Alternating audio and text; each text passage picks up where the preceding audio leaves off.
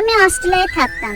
দেশে ফিরে প্রেমিকা সুমিকে বিয়ে করি। সুমি ইংরেজিতে অনার্স করেছে। তার আবদার সে এখনই জব করবে। বিয়ের 1 মাস হলো না। আমার পরিবারে আমার মা বাবা ছোট ভাই থাকেন, তাদের দায়িত্ব আমারই। মা বারবার বলেছে, বাবা বউকে চাকরি করতে দিস না, সময় ভালো না। আমি মায়ের কথা শুনিনি, কারণ আমি আমার স্ত্রীকে খুশি দেখতে চাই। তবুও সুমিকে বলেছিলাম, দেখো আমার তো আলহামদুলিল্লাহ টাকার অভাব নেই, কি দরকার তোমার জব করার। সুমি বলল, টাকার জন্য জব করতে চাই না, নিজের পায়ে দাঁড়াতে চাই।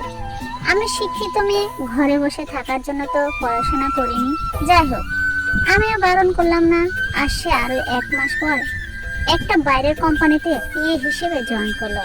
পিএ ছাড়াও তার দায়িত্ব ছিল বাইরের ক্লায়েন্টদের অ্যাটেন্ড করা। আমি দেশে ফিরে গোল্ড এবং ডায়মন্ডের দোকান দিয়ে ঢাকাতে।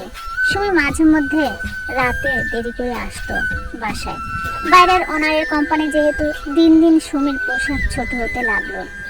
আমি স্বামী হিসেবে এটা মানতে পারছিলাম না বলে সুমির সাথে বেশ ঝগড়া হয়। আমিও পরে সব মেনে নিই, কারণ সুমিকে ভীষণ ভালোবাসি। সুমির জব চললো 1 বছর 2 মাস। হঠাৎ ওর ব্যবহারে পরিবর্তন। মাঝে মধ্যে সুমি রাতে উঠে কার সাথে কথা বলে। অফিস টাইমে 9টা, কিন্তু বাড়ি থেকে 6:30টায় বের হয়ে যায়। যেখানে অফিস থেকে বাড়ি মাত্র 30 মিনিট দূরে। ওর সুবিধা অনুযায়ী আমরা সুমির জবের 6 মাস পর বাড়ি পরিবর্তন করি। বিষয়গুলো আমাকে ভীষণ ভাবাচ্ছিল, কিন্তু আমি ওকে জিজ্ঞেস করলেই ঝগড়া করতো, তাই কিছু বলতাম না। সুমির ডিসেম্বরের 9 তারিখ জন্মদিন। অনেক কিছু ওকে না জানিয়ে প্ল্যান করেছি, কিন্তু 7 ডিসেম্বর সুমি বলল 8 তারিখ সুমি অফিস থেকে আর্জেন্ট কক্সবাজার যেতে হবে। আমি ভীষণ কষ্ট পেলাম, কিন্তু সুমিকে কিছু বললাম না। সুমি বলল 8 তারিখ সকালে সুমিকে তার অফিসের গাড়ি নিতে আসবে। তবে সুমির ব্যবহারে আমার সন্দেহ হচ্ছিল, তাই 8 তারিখ যখন অফিসের গাড়ি নিতে এলো, তখন আমি অন্য গাড়ি করে ওদের ফলো করছিলাম। দেখলাম গাড়িটা কক্সবাজার না, ঢাকারই 5 স্টার হোটেলে গেল। আমি মনকে বুঝে দিলাম, হয়তো অফিসে কোনো কাজে লাগে, হোটেলে গেছে। আমার ভীষণ কষ্ট হচ্ছে লিখতে। এরপরও আমি ওদের পিছে ঢুকলাম, মুখে মাস্ক, চোখে চশমা। চেষ্টা করছিলাম যেন কেউ না চিনে। সুমি একটা লোকের হাত ধরে রিসেপশনে গেল। কিছুক্ষণ দাঁড়িয়ে কথা বলল, এরপর চাবি নিল। এরপর তারা দুজন অন্যদিকে চলে গেল। আমি যেতে পারিনি ওদিকে, কারণ আগে আমাকে রিসেপশনে কথা বলতে হবে, যেহেতু 5 স্টার, তাদের রুলস আছে। আমি রিসেপশনে কথা বললাম, প্রশ্ন করলাম একটু আগে যারা এসেছিলেন তারা কেন এসেছে। আমাকে বললো, সরি, আমরা কোনো ইনফরমেশন দিতে পারবো না, এটা আমাদের রুলসের বাইরে। আমি লজ্জা না করে রিসেপশনের মেয়েটিকে সব বললাম। উনি এরপর আমাকে বলে, সরি স্যার, আমি কোনো ইনফরমেশন দিতে পারবো না। ঝামেলা মনে করে পাশে থাকা আরো 2জন ছেলে এগিয়ে এলো। মেয়েটি ওদেরকে আমার কথা বললো।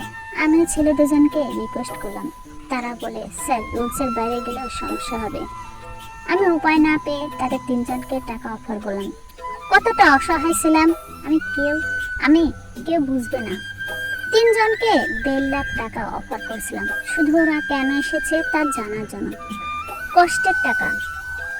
জানতে পারলাম তারা কাপল রুম নিয়েছে, এবং যে লোকটির সাথে এসেছে সে অনেক ধনী। এক একদিন এক এক মেয়ে নিয়ে এই হোটেলে আসেন। হোটেল বুক করার আগে নাকি রুমটা হানিমুন কাপলের মতো সাজাতে বলেছেন। সুমিকে কল দিলাম, সুমি ধরে না। সকাল থেকে বিকেল পর্যন্ত কল দিলাম। এরপর কল ধরে অভিনয় শুরু, যে যান, আমি গাড়িতে ছিলাম, জার্নিতে শরীর খারাপ লাগছে, অসুস্থ হয়ে গেছে, ফোন সাইলেন্ট ছিল, মাফ করে দাও। আমি বললাম, নাটক বাদ, তুমি যে হোটেলে আসো, আমি ওই হোটেলের নিচে আসি, শেষ একবার দেখা করো, আমি এরপর ডিভোর্স লেটার পাঠিয়ে দিচ্ছি। সুমি বলে, কি বলো জান, অন্য কাউকে দেখছো কি নাটক? এটা বলে ফোনটা কেটে দিল। সুমি আর এলো না। এরপর থেকে ও ফোন বন্ধ। এরপর সময় হয়তো ভয়ে আমার বাড়িতেও আসেনি, শেষ কথা বলেনি। 6 মাস পেরিয়ে গেল, কেউ কারো খোঁজ নেয়নি। ডিভোর্স দেবো কিনা ভেবেছি। এরপর আমি ওকে ডিভোর্স পাঠাই। আমার জীবনের সবচেয়ে বড় কষ্ট একটাই, ওকে সামনে দাঁড় করিয়ে ইচ্ছে ছিল প্রশ্ন করার যে তুমি এটা কেন করলা, কি কম ছিল আমার, কিন্তু পারিনি। শেষ দেখা করতে হয় দুজনেই চুপচাপ।